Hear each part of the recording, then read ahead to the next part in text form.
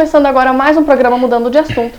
Hoje meu convidado é o Clécio e para quem assistiu o programa de umas 2 ou 3 semanas atrás, acompanhou alguns trechos do talk show Não Há Quem Lide, apresentado lá na Uniplac.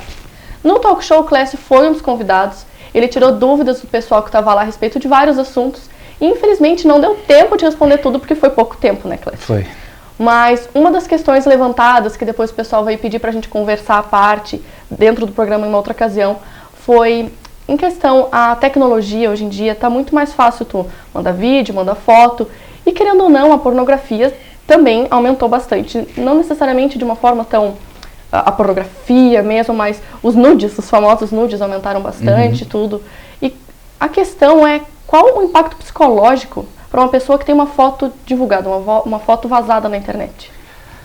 Eu acho que assim, a gente até tem que fazer uma avaliação não só do impacto psicológico, mas do impacto social, né? Sim.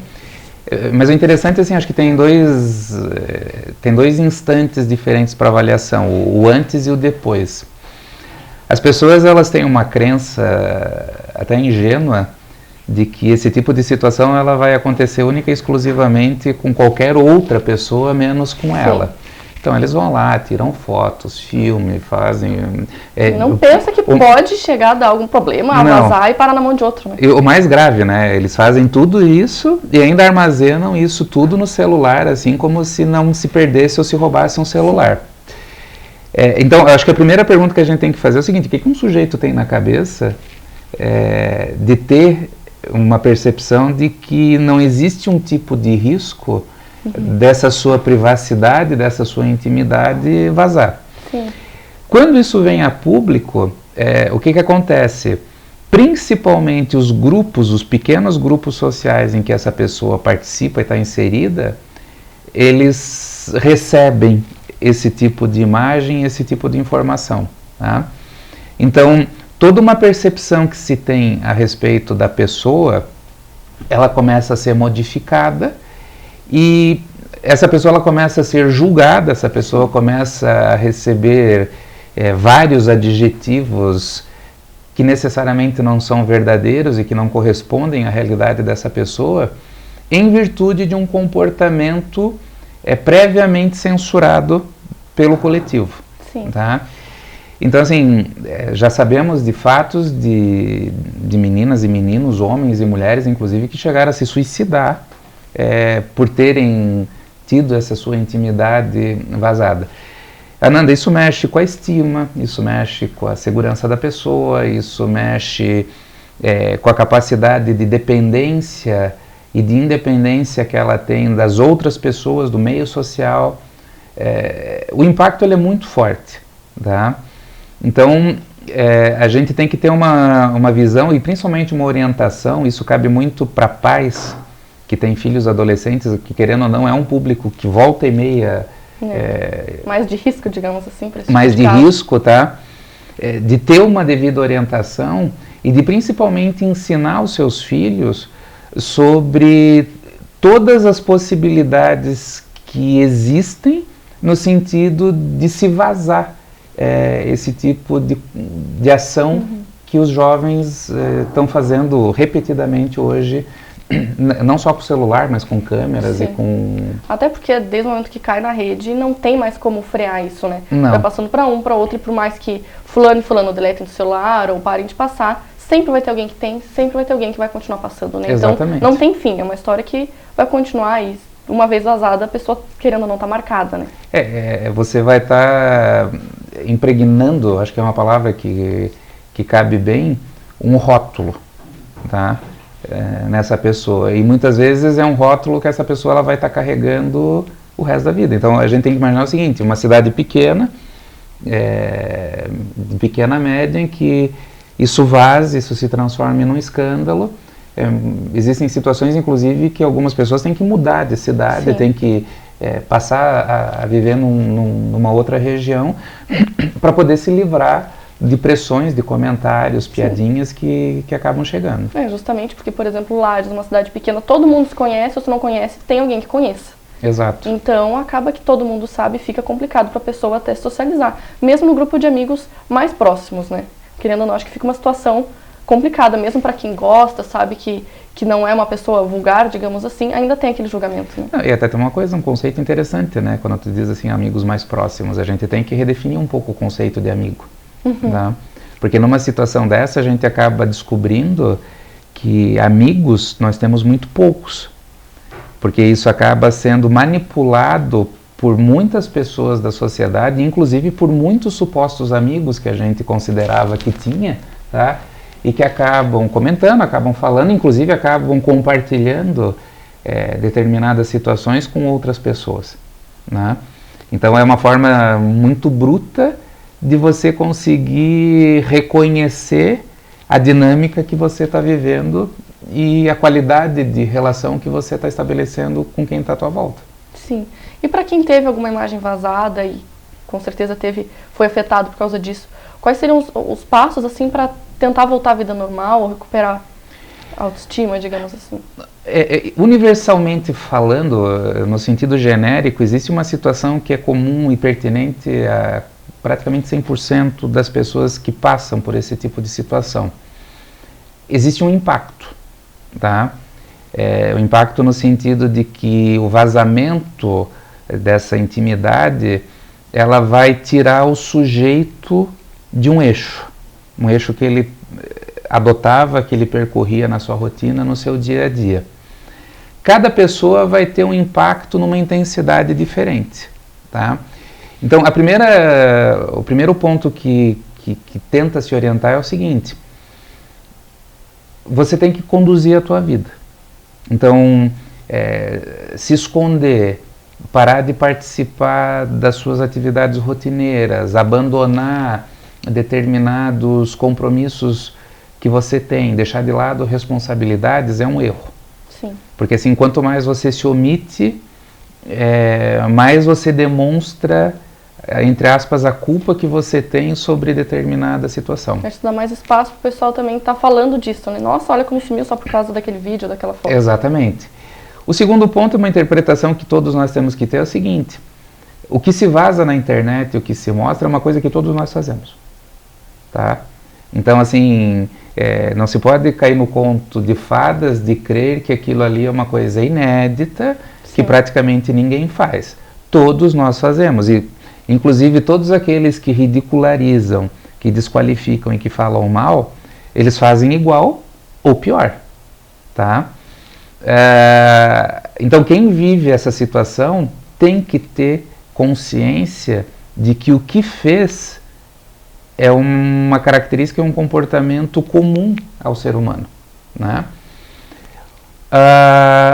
O terceiro é medir o quanto que esse impacto acaba impedindo o indivíduo de continuar a sua caminhada, de fazer aquilo que estava fazendo, o quanto que esse impacto ele vai estar afetando o seu humor, vai estar afetando a sua característica de ansiedade. Se isso passar a provocar um prejuízo nessa rotina, tá? Se isso passar a causar um sofrimento contínuo na vida da pessoa, sem sombra de dúvida é um indivíduo que tem que ir para um tratamento, tá?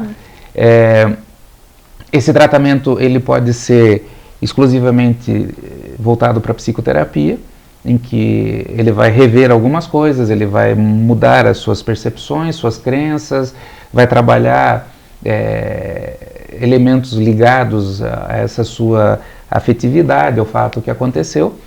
E alguns, ainda além da terapia, talvez necessitem de algum componente medicamentoso vindo da área psiquiátrica, tá? Como um antidepressivo, um ansiolítico e tal.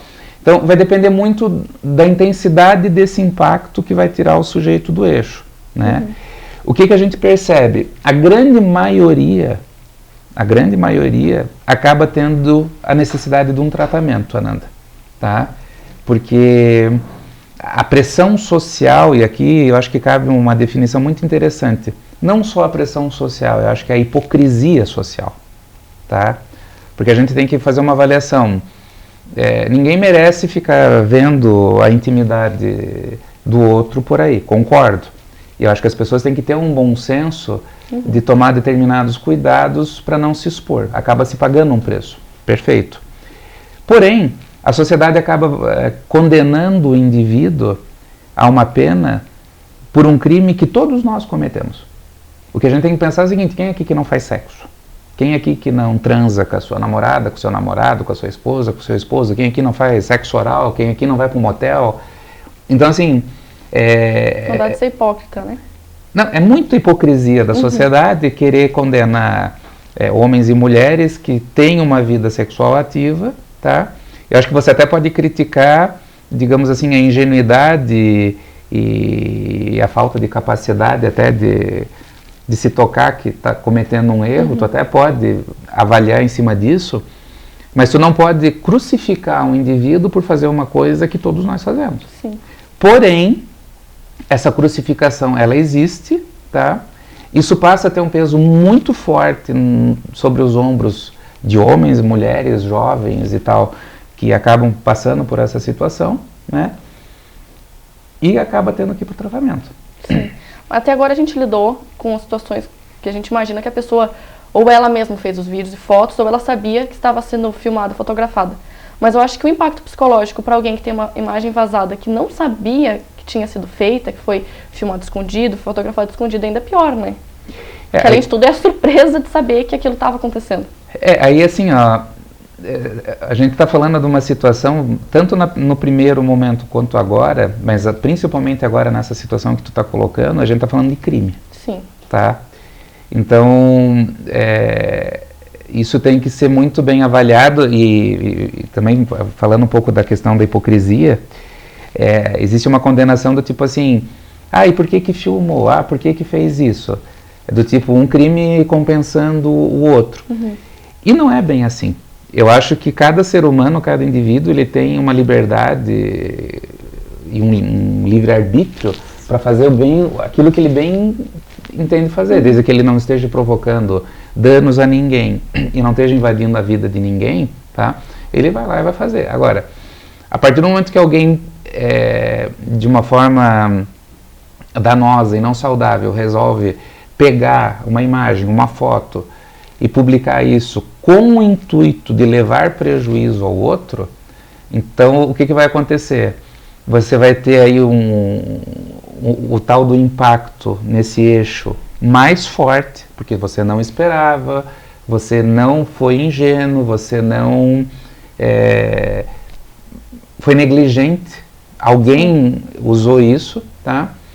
E além do impacto social coletivo, nós vamos estar falando do impacto legal.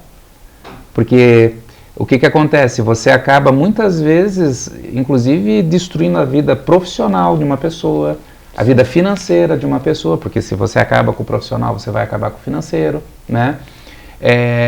O elemento valorativo, então você tem perdas, danos materiais, morais, e faz com que esse impacto ele passe a ser muito maior e lesando a vida do indivíduo de uma forma absurda, muitas vezes.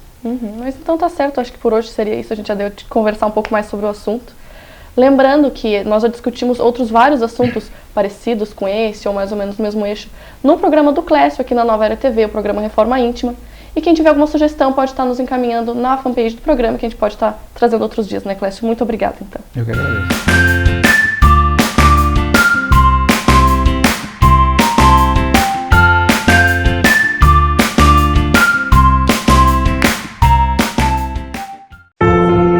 As pessoas juntas são a força que move o mundo. E essa vida em rede pede uma nova economia, mais sustentável, inteligente e rentável para todos. Somos uma instituição financeira cooperativa e mesmo tendo os produtos de um banco, para nós, os valores que importam não são apenas os financeiros. Se você também pensa assim, junte-se a nós, porque a vida é melhor quando é cooperativa. Sicredi, gente que coopera, cresce. O Energia tem tecnologia, ensino médio tem fundamental. O Energia tem vestibular tem e projetos também. O Energia tem material próprio, tem terceirão e os melhores valores e professores. Há 18 anos o Energia é líder em aprovação, mas o que você não sabe é que esse padrão de qualidade começa no Fundamental. Do Fundamental ao pré-vestibular, matrículas abertas.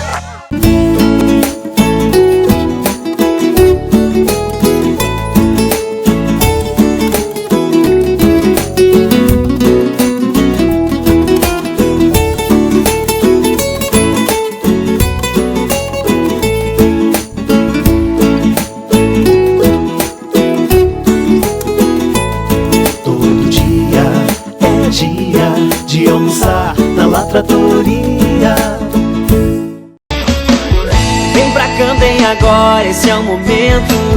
Fala inglês, espanhol, conquiste o mundo. Quem vem pra Camden sempre fala Camden é escola. Camden minha escola é Camden. Camden é escola, falou Camden, falou tudo. Camden é inglês, espanhol e intercâmbio. Estudando na Camden, você fala com o mundo. Essa é a sede da Organização das Nações Unidas em Nova York, um dos órgãos mais respeitados do planeta e que mede o desenvolvimento de países do mundo inteiro. Agora, a ONU avaliou os estados brasileiros e apontou Santa Catarina como um dos melhores estados do país para se viver e trabalhar. O estado que mais reduziu a pobreza, o que tem a menor mortalidade infantil, a maior longevidade e a maior taxa de alfabetização do país. Isso acontece porque somos o estado que mais cresce no Brasil, o que mais gera novos empregos e que está fazendo o maior investimento em obras de infraestrutura de sua história. Assim é Santa Catarina, um exemplo de desenvolvimento e qualidade de vida. Um estado onde o Brasil dá certo. Governo de Santa Catarina, cuidando das pessoas, cuidando do futuro.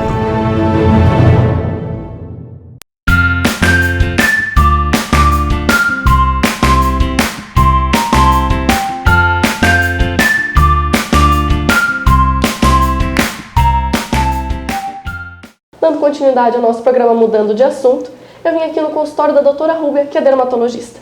Doutora Rúbia, muito obrigada por nos aceitar o nosso convite de vir dar uma explicação pra gente sobre os cuidados com a pele agora no inverno. Queria que tu começasse falando quais são os principais problemas que o pessoal vem aqui te procurando agora no inverno, no cuidar da pele, o ressecamento, ou, enfim, qual é o principal problema que tu vê? Bom dia, o prazer é meu de participar. O período do inverno é um período bastante delicado nos cuidados com a pele, principalmente na nossa região, que é uma região bastante fria e a pele se resseca muito nesse período. Além do clima, junta-se a isso o hábito do banho. Por ser uma região mais fria, o pessoal costuma tomar banho com água muito quente e um banho mais prolongado, o que agrava o ressecamento da pele. Então, nesse período, é extremamente importante reforçar a hidratação da pele diariamente, principalmente após o banho, mas em alguns casos mais importantes e especiais, até 2 vezes ao dia. E nós temos vários produtos e compostos que servem como hidratantes, como por exemplo a ureia, é um excelente hidratante para a pele, o lactato de amônia é outro produto que hidrata bastante a pele, manteiga de karité, óleos como óleo de amêndoa, óleo de semente de uva, são produtos que ajudam a hidratação, além de perfumar a pele e deixar ela com uma textura mais gostosa. Tem várias opções então para cada um conseguir ver qual se adapta melhor, né? Tem várias opções, tanto produtos comerciais quanto produtos manipulados, que aí se torna mais específico para aquele tipo de pele. Que daí então seria interessante realmente estar procurando um dermatologista para especificar que tipo de produto seria. Isso é bem importante. Todo paciente deve ser avaliado e deve manter um acompanhamento dermatológico ao longo da vida para adequar os produtos ao seu tipo de pele. Tu comentou comigo também anteriormente que mesmo para quem tem pele oleosa é muito importante manter a hidratação, né? Muito importante. Existem inclusive, Ananda, hidratantes próprios para a pele mais oleosa, que são aqueles hidratantes que a gente chama matificantes. Então eles dão um toque mate à pele, tornam a pele um pouco mais opaca e reduz aquele brilho da oleosidade da pele. Então precisa sim hidratar, mas com produtos especiais, porque outros hidratantes poderiam deixar a pele ainda mais oleosa. Vai acabar piorando a situação. Vai piorar. Né? E como a gente também havia conversado, a importância do uso do protetor solar, né? Independente da estação que a gente tiver. Algo que também é muito importante e que é muito esquecido pelos pacientes. Quando tem sol, o paciente acaba lembrando, vou me proteger, quando vai à praia, vou usar o protetor solar. E durante o inverno esquece. Mas engana-se quem pensa que o sol do inverno não causa prejuízo. Ele causa também, ele causa fotoenvelhecimento, ele agride a pele e a torna mais suscetível ao surgimento de câncer de pele. Então o protetor solar ele deve ser usado diariamente durante todas as estações do ano. O que às vezes nós nos permitimos? usar um fator um pouco menor no período do inverno, um fator 30, sempre no mínimo um fator 30 no período do inverno, e as reaplicações, elas reduzem a frequência, porque como escurece mais cedo, a partir do momento que escureceu, a gente não precisa mais usar o protetor solar. Então você pode reaplicar menos vezes ao longo do dia, mas precisa ser utilizado e precisa ser reaplicado. Falando ainda do protetor solar, para quem trabalha dentro de casa ou em um escritório fechado, que tem sempre iluminação ou está de frente para o computador, também é importante usar o protetor solar para se proteger desse tipo de iluminação? Também é importante, tanto pela iluminação, pela luz que ela causa fotoenvelhecimento e ela gera danos ao DNA da célula, então deixa a pele envelhecida mais rapidamente, só que a janela também não protege a radiação ultravioleta. Então tem que usar o protetor solar, inclusive porque a radiação que ultrapassa a janela, a radiação que passa pelo vidro, ela causa danos. Então às vezes aquelas mulheres trabalham em casa, acham que não precisam do protetor, mas elas estendem roupa na rua, elas acordam de manhã e abrem toda a casa para ventilar e iluminar a casa, e esse sol está causando prejuízo na pele delas também. Então precisa aplicar, mesmo quem acredita que fique só num ambiente fechado que não se expõe ao sol. Certo. Outro problema que eu acho que é bem comum são os lábios ressecados, né? Começa a rachar e é um incômodo bem grande. O que tu dá de dica em relação a isso? Principalmente hidratantes labiais. Para as mulheres é um pouco mais fácil, porque muitos batons já vêm com hidratante labial. Então nós conseguimos associar a questão estética, o hábito do uso de batom, à hidratação da pele.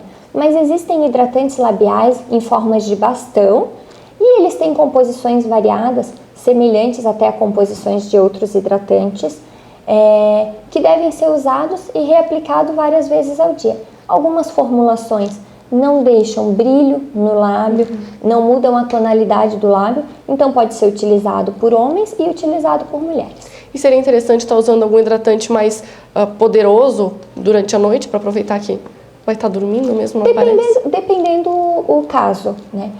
Alguns casos mais importantes de ressecamento mais extremo, a gente deve usar o hidratante labial, inclusive no período noturno.